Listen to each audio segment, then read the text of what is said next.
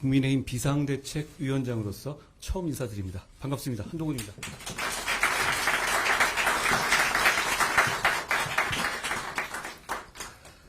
오늘은 첫날이니 저를 이 자리에 불러내주신 국민의힘 동료 여러분들께 제가 어떤 생각으로 비상대책위원장의 일을 할지를 말씀드리죠.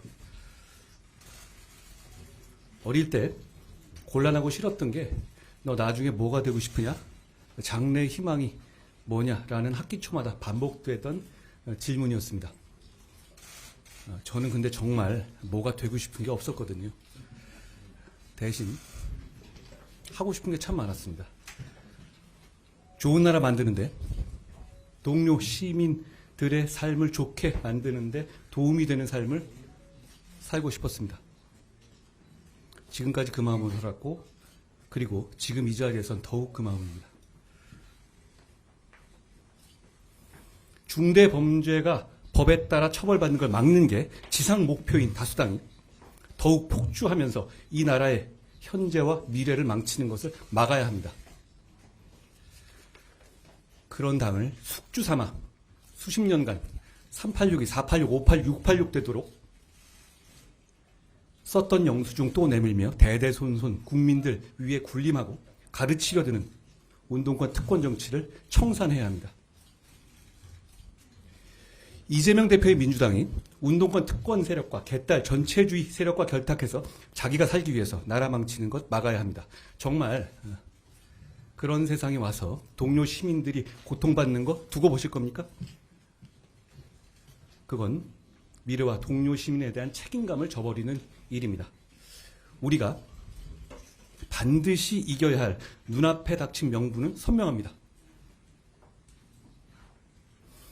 우리는 소수당이고 폭주하는 다수당을 상대해야 하는 지금의 정치 구도가 대단히 어려운 상황인 것은 맞습니다.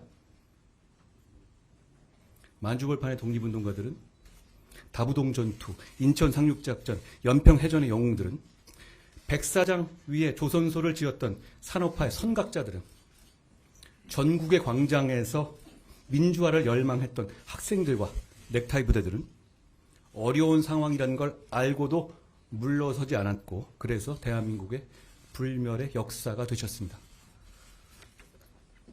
공포는 반응이고 용기는 결심입니다. 이대로 가면 지금의 이재명 민주당의 폭주와 전제를 막지 못할 수도 있다는 상식적인 사람들이 맞이한 어려운 현실은 우리 모두 공포를 느낄만 합니다. 그러니 우리가 용기 내기로 결심해야 합니다. 저는 용기 내기로 결심했습니다. 그렇게 용기 내기로 결심했다면 헌신해야 합니다. 용기와 헌신, 대한민국의 영웅들이 어려움을 이겨낸 무기였습니다. 우리가 그 무기를 다시 듭시다. 우리는 상식적인 많은 국민들을 대신해서 이재명 대표의 민주당과 그 뒤에 숨어서 국민 위에 군림하려는 운동권 특권 세력과 싸울 겁니다. 호남에서, 영남에서, 충청에서, 강원에서, 제주에서, 경기에서, 서울에서 싸울 겁니다. 그리고 용기와 헌신으로 반드시 이길 겁니다.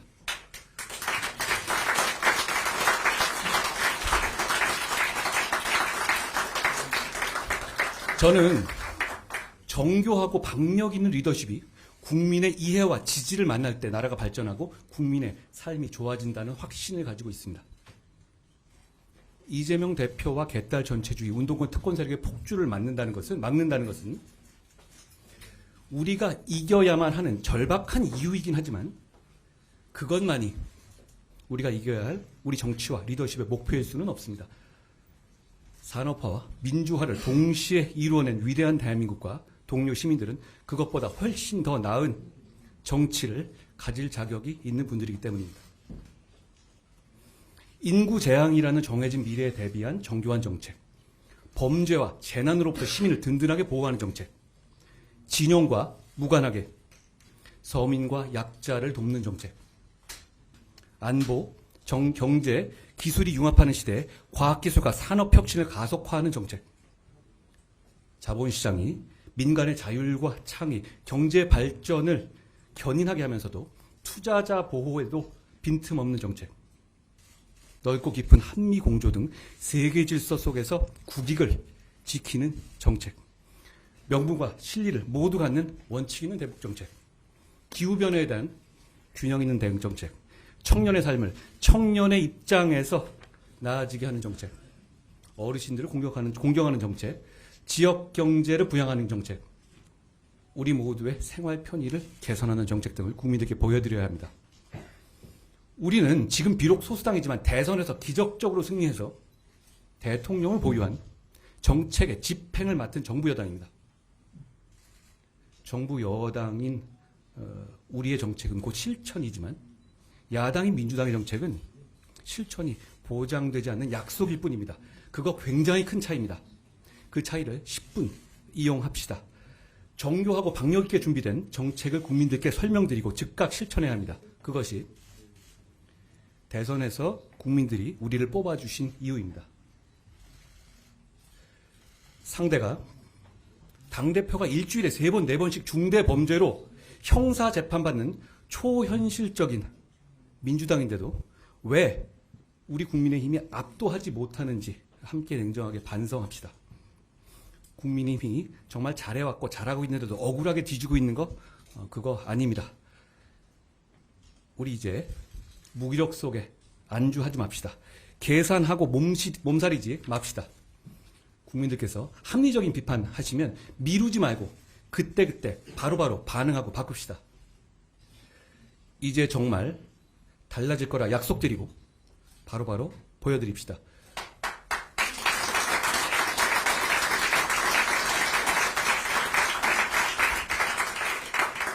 운동권 특권 정치를 청산하라는 강력한 시대 정신은 우리가 운동권 특권 정치를 비판하는 것만으로는 실현될 수 없습니다. 바로 우리가 그 운동권 특권 정치를 대체할 실력과 자세를 갖춘 사람들이라고 우리 공동체와 동료 시민들을 설득할 수 있을 때 비로소 실현될 수 있습니다. 최근 언론 보도나 정치인들 사이 공개적으로 주고받는 말들을 통해서 정치를 보면 정치가 게임과 다를 바 없는 것처럼 착각하기 쉽습니다. 마치 누가 이기는지가 전부인 것처럼 보이기 때문입니다. 그러나 게임과 달리 정치는 누가 이기는지 못지않게 왜 이겨야 하는지가 본질이기 때문에 그 둘은 전혀 다릅니다. 우리가 왜 이겨야 하는지, 이겼을 때 동료 시민들과 이 나라가 어떻게 좋아지는지에 대한 명분과 희망이 없다면 정치는 게임과 똑같거나 정치인의 출세 수단일 뿐이고 정작 주권자 국민은 주인공이 아니라 입장료 내는 구경꾼으로 전락하게 될 겁니다. 분명히 말씀드립니다. 우리는 미래를 정교하게 준비하기 위해서 이 위대한 나라와 동료 시민에 대한 책임을 다하기 위해서 이기려는 겁니다.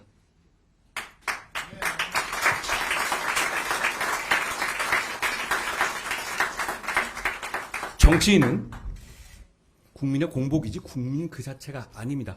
국민의 대표이니까 우리에게 잘해라가 아니라 국민의 공복이니 우리가 누구에게든 더 잘해야 합니다. 무릎을 굽히고 낮은 자세로 국민만 바라봅시다. 정치인이나 진영의 이익보다 국민의 이익이 먼저입니다. 선당후사라는 말 많이 하지만 저는 선당후사는 안 해도 된다고 생각합니다. 대신 선민후사해야 합니다. 분명히 다짐합시다. 국민의 힘보다도 국민이 우선입니다.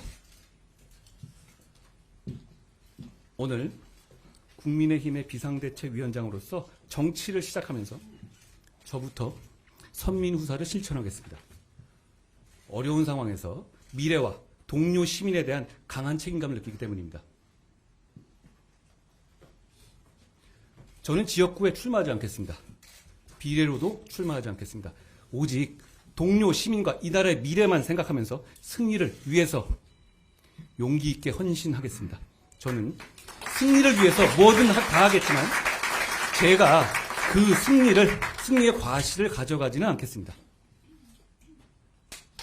저는 여기 계신 누구보다도 더 열심히 뛸 겁니다.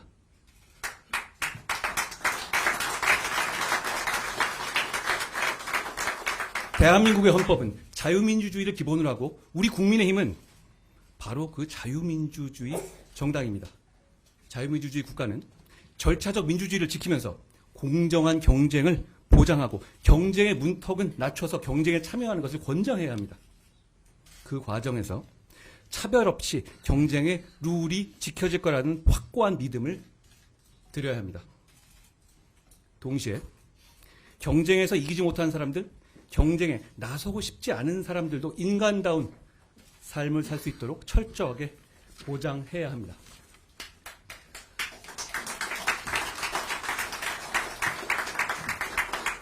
우리 국민의힘은 자유민주주의에 대한 선의만 있다면 다양한 생각을 가진 많은 사람들이 되도록 많이 모일 때 비로소 강해지고 유능해지고 그래서 국민의 삶이 나아지게 할 수 있는 정당입니다.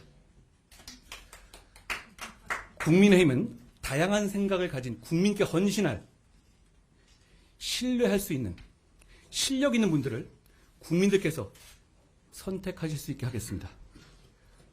공직을 방탄수단으로 생각하지 않는 분들, 특권의식이 없는 분들만을 국민들께 제시하겠습니다.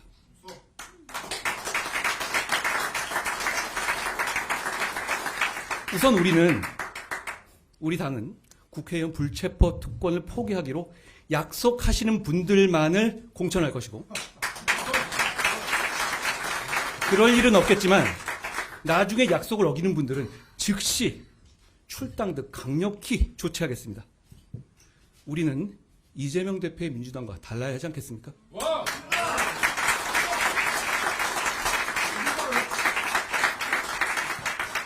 여러분, 동료 시민과 공동체의 미래를 위한 빛나는 승리를 가져다 줄 사람과 때를 기다리고 계십니까? 우리 모두가 바로 그 사람들이고 지금이 바로 그때입니다.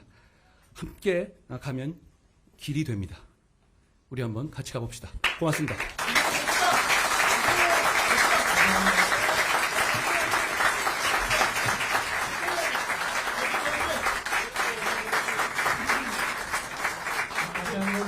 박정훈 위원장께 뜨거운 박수 부탁드립니다.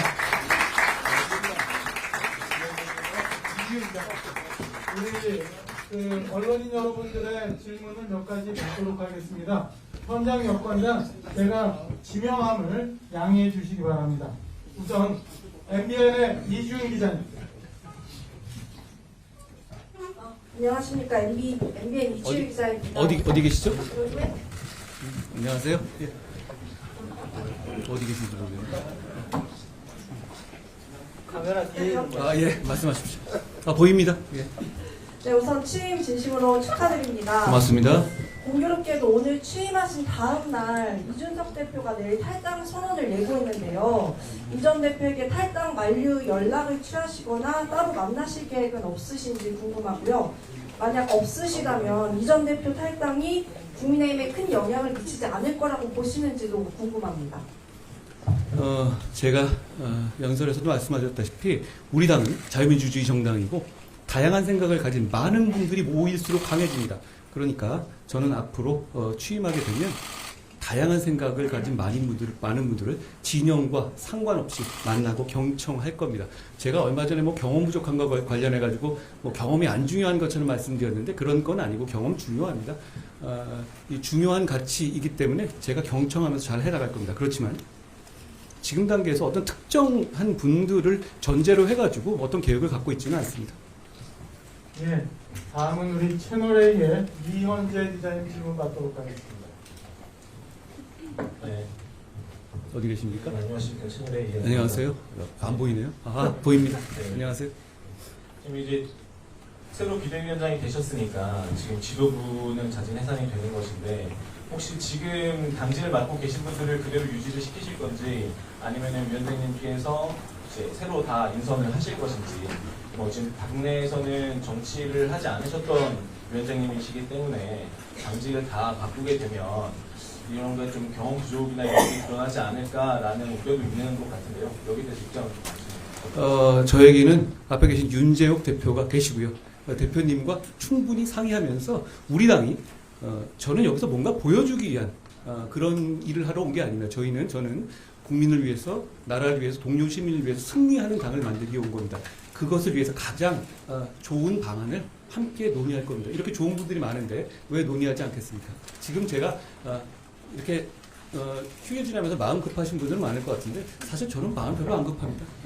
차분히 생각하고 저는 지금은 빠른 답보다 맞는 답을 내는 게 더 중요한 때라고 생각합니다.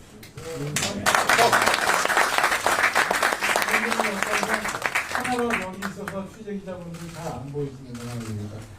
MBC의 조희영 기자님 질문 받도록 하겠습니다. 네, 안녕하세요. 저 여기 있는데 안 보이시죠? 안녕하세요. 대통령실과 당이 특검 조건부 수용도 안 된다고 뜻을 모았다는 보도가 나왔는데요. 가이드라인을 준 거라는 해석도 같이 나왔어요. 그래서 당정 뜻에 위원장님도 따르실 건지 궁금하고요. 특검은 협상도 불가라는 이 방침은 법 앞에는 예외 없다. 국민 눈높이에 맞아야 한다고 위원장님이 입장과 배치되는 거 아닌가 이런 생각이 드는데요. 입장 한번 밝혀 주시면 좋겠습니다. 일단 뭐 생각일 뿐이시고요, 그거는. 그런데 제가 지금 현재 지금까지는 여러 가지 의견을 밝혀왔잖아요. 그런데 오늘부터는 제가 여당을 이끄는 비상대책위원장이기 때문에 당과 충분히 논의된 당으로부터 충분히 논의된 내용에 대해서 책임있게 발언을 드리고 그걸 과감하게 실천할 것이라는 말씀을 먼저 드립니다. 그 문제에 관해서는 특검은 총선용 와법이라는 입장은 저는 충분히 갖고 있는 상황입니다. 그리고 그걸 어떤 차원에서 어떻게 당에서 대응할 것인지 원내에서 어떻게 대응할 것인지에 대해서는 제가 충분히 보고받고 같이 논의하겠습니다. 마지막 하나만 추가 받겠습니다. SBS의 안희재 기자님.